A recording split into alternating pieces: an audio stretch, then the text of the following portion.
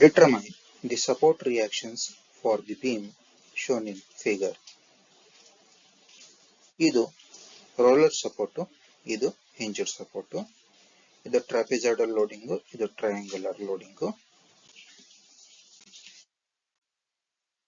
ಇದು roller support ಆಗಿರೋದ್ರಿಂದ ಇಲ್ಲಿ ಒಂದು ರಿಯಾಕ್ಷನ್ ಬರುತ್ತೆ. ಇದು ಹಿಂಜ್ಡ್ ಸಪೋರ್ಟ್ ಆಗಿರೋದ್ರಿಂದ ಇಲ್ಲಿ ಎರಡು ರಿಯಾಕ್ಷನ್ ಬರುತ್ತೆ.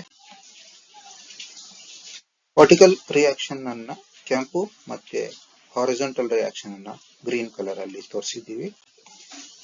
ಇದು ಟ್ರಯಾಂಗುಲರ್ ಲೋಡಿಂಗ್ ಆಗಿರೋದ್ರಿಂದ ಇದು ಇದರ ಏರಿಯಾ ಪಾಯಿಂಟ್ ಲೋಡ್ ಕನ್ವರ್ಟ್ ಮಾಡಬೇಕು. ಪಾಯಿಂಟ್ ಲೋಡ್ ಕನ್ವರ್ಟ್ ಮಾಡಬೇಕು ಅಂದ್ರೆ ಇದರ ಏರಿಯಾ ಫೈಂಡ್ ಔಟ್ ಮಾಡಬೇಕು. ಹಾಫ್ ಇದು 20 ಮತ್ತೆ ಇದು 6 ಮೀಟರ್ಸ್. ಸೊ ಹಾಫ್ 20 ಇಂಟು 6 ಎಲ್ಲಿ ಆಕ್ಟ್ ಆಗುತ್ತೆ? ಇದು centre of the triangle act ಆಗುತ್ತೆ. ನೆಕ್ಸ್ಟ್ ಇದು ಟ್ರಾಪಿಜಾಯ್ಡಲ್ ಲೋಡಿಂಗ್ ಅನ್ನ ರೆಕ್ಟಾಂಗಲ್ ಮತ್ತೆ ಟ್ರಯಾಂಗಲ್ ಅಂತ ತಗೋಣ. ರೆಕ್ಟಾಂಗಲ್ ಏರಿಯಾ ಇದು 10, ಇದು 5. ಟ್ರಯಾಂಗಲ್ ಏರಿಯಾ ಹಾಫ್, ಇದು 20, ಇದು 5, ಇದು 5. ಸೊ ಲೋಡಿಂಗ್ ಎಲ್ಲ ಆಕ್ಟ್ ಆಗ್ತವೆ. ಪಾಯಿಂಟ್ ಲೋಡಿಂಗ್ಗಳು 50 ಕಿಲೋನ್ಯೂಟನ್ ಬರುತ್ತೆ. ಇದು ಪಾಯಿಂಟ್ ಲೋಡು ಎಲ್ಲಿ ಆಕ್ಟ್ ಆಗ್ತದೆ? ಇದು ಈ ಅಪೆಕ್ಸ್ ಇಂದ 2/3 ಆಫ್ ದಿ 5, 3.3 ಮೀಟರ್ ಆಗುತ್ತೆ.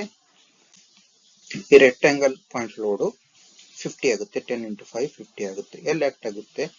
Half of 5, half of 5 2.5 metre ಮೇಲೆ ಆಕ್ಟ್ ಆಗುತ್ತೆ. ಇದು HD. ನೆಕ್ಸ್ಟ್ ಇದು HD.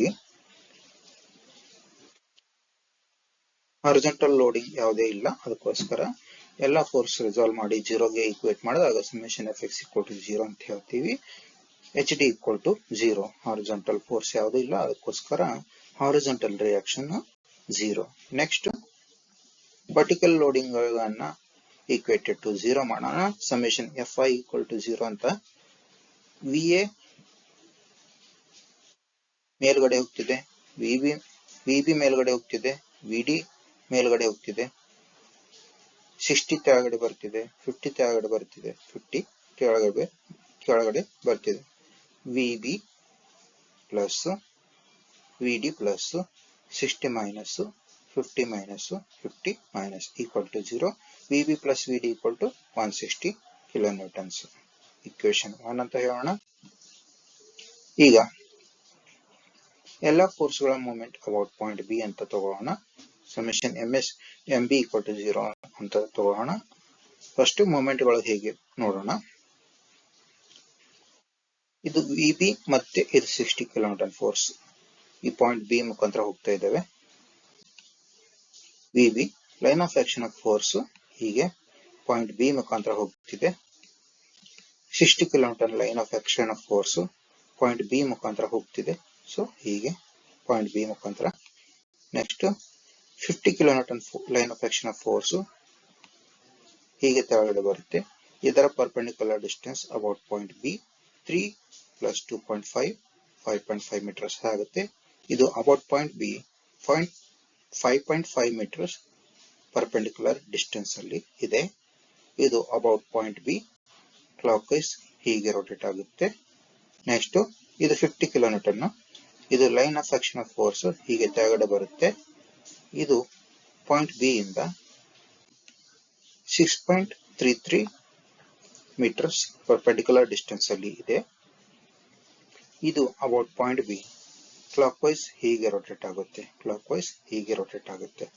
ನೆಕ್ಸ್ಟ್ HD ಫೋರ್ಸ್ ಇದರ line of action of force ಮೇಲೆ ಹೀಗೆ ಟ್ರಾವೆಲ್ ಆಗಿ ಪಾಯಿಂಟ್ B ಮುಖಾಂತರ ಹಾದು ಹೋಗುತ್ತೆ. ನೆಕ್ಸ್ಟ್ ಅದರ line of action of force B ಇಂದ ಹಾದು ಹೋಗ್ತಿದೆ, ಅದಕ್ಕೋಸ್ಕರ ಅದರ ಮೂವ್ಮೆಂಟ್ ಅಬೌಟ್ ಪಾಯಿಂಟ್ B 0 ಆಗುತ್ತೆ. ನೆಕ್ಸ್ಟ್ VD ಫೋರ್ಸ್ ಇದರ line of action of force ಮೇಲೆ ಹೀಗೆ ಟ್ರಾವೆಲ್ ಆಗುತ್ತೆ. ಇದು ಪಾಯಿಂಟ್ B ಇಂದ 8 ಮೀಟರ್ ಪರ್ಪೆಂಡಿಕ್ಯುಲರ್ ಡಿಸ್ಟೆನ್ಸ್ ಅಲ್ಲಿ ಇದೆ. ಇದು ಅಬೌಟ್ ಪಾಯಿಂಟ್ B ಹೀಗೆ ಆಂಟಿ ಕ್ಲಾಕ್ ವೈಸ್ ರೊಟೇಟ್ ಆಗುತ್ತೆ. ಸೊ ಇದರ magnitude of movement VD × 8 anticlockwise ಆಗುತ್ತೆ. VD × 8 anticlockwise. So ಏನೇನ್ ಮಾಡಿದ್ವಿ, ಎಲ್ಲ ಫೋರ್ಸ್ ರಿಸಾಲ್ವ್ ಮಾಡಿ ಇಕ್ವೇಟೆಡ್ ಟು 0 ಮಾಡಿದ್ವಿ, ಎಲ್ಲ ಫೋರ್ಸ್ ರಿಸಾಲ್ವ್ ಮಾಡಿ ಇಕ್ವೇಟೆಡ್ ಟು 0 ಮಾಡಿದ್ವಿ, ವರ್ಟಿಕಲ್ ರೆಸಲ್ಯೂಷನ್ ಮಾಡಿ 0 ಮಾಡಿದ್ವಿ. ವಿ ಬಿ ಮತ್ತು ವಿ ಡಿ ಎಲ್ಲ ಇಕ್ವೇಶನ್ ಬಂತು, ಎಚ್ ಡಿ 0 ಬಂತು. ಎಲ್ಲ ಫೋರ್ಸ್ಗಳ ಅಬೌಟ್ ಪಾಯಿಂಟ್ ಬಿ ಮೂಮೆಂಟ್ ತಗೊಂಡು ಆವಾಗ ವಿ ಬಿ ವ್ಯಾಲ್ಯೂ ಬರುತ್ತೆ, ವಿ ಡಿ ವ್ಯಾಲ್ಯೂ ಬರುತ್ತೆ, ವಿ ಡಿ ವ್ಯಾಲ್ಯೂ ಬರುತ್ತೆ. ವಿ ಡಿ ವ್ಯಾಲ್ಯೂ ಸಬ್ಸ್ಟಿಟ್ಯೂಟ್ ಮಾಡಿದಾಗ ವಿ ಬಿ ವ್ಯಾಲ್ಯೂ ಬರುತ್ತೆ.